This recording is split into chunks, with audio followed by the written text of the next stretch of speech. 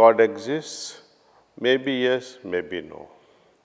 But if my search is genuine, if my search is authentic, and I really begin to search in that direction, then a day will come, I will be able to prove to myself, not to the world, prove it to myself, that yes, I do experience the presence. What is it that keeps everybody going?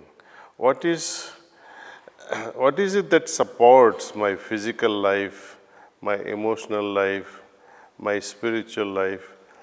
What is the soul about? Is it really there? Is God really a reality? And if that is the reality, how can I tap into that and experience that presence?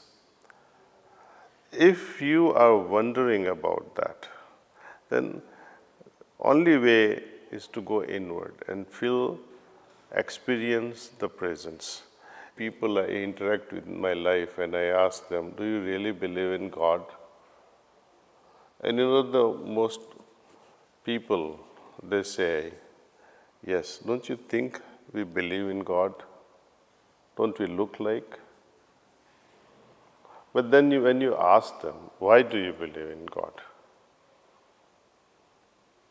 They don't have answer.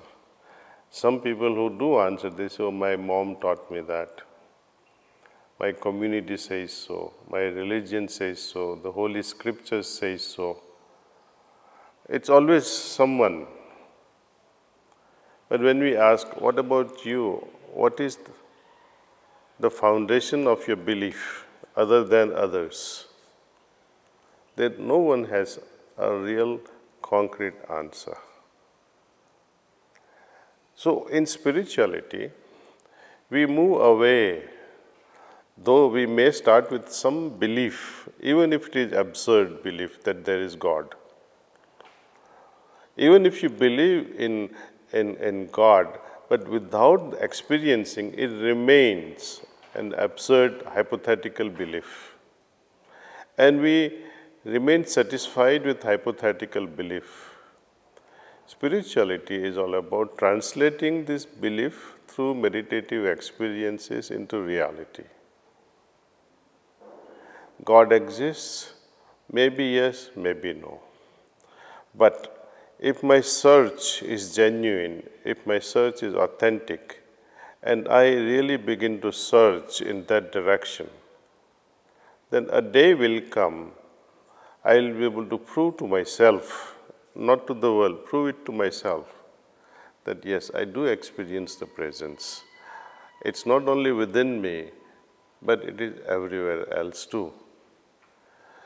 Many scientists are baffled today with this idea of consciousness.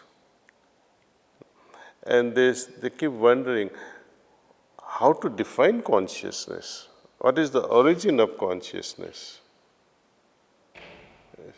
Even in a lot of holy scriptures which were written almost 10,000 years back in India, it deals with consciousness and it deeply talks about various nuances of consciousness. Now, when you talk of the highest level of consciousness, which is experientiable in a superconscious state, in samadhi, how to describe that? One fails to describe, and that is why most people don't have faith in esoteric practices, because such experiences are not communicable through words. Even simple things like you had an ice cream, mango ice cream. How are you going to describe the taste of mango ice cream? It's difficult. Even if you had mango ice cream yourself 2 years back or 2 days back, and I have mango ice cream now, I still cannot, but you will say, oh, you will translate that experience when I say I had mango ice cream based on your experience of 2 days back.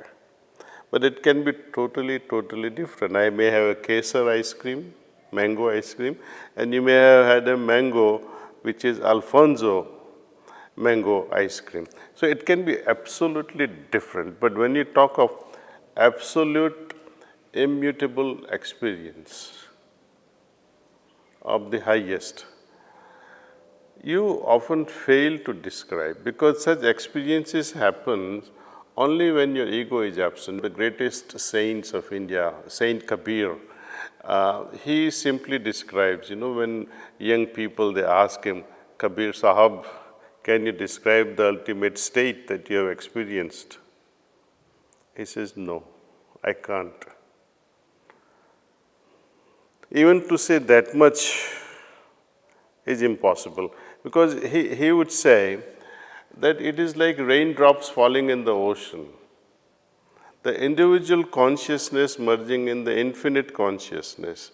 When that individual drop is lost in the ocean, who is there to describe that now I have become the ocean?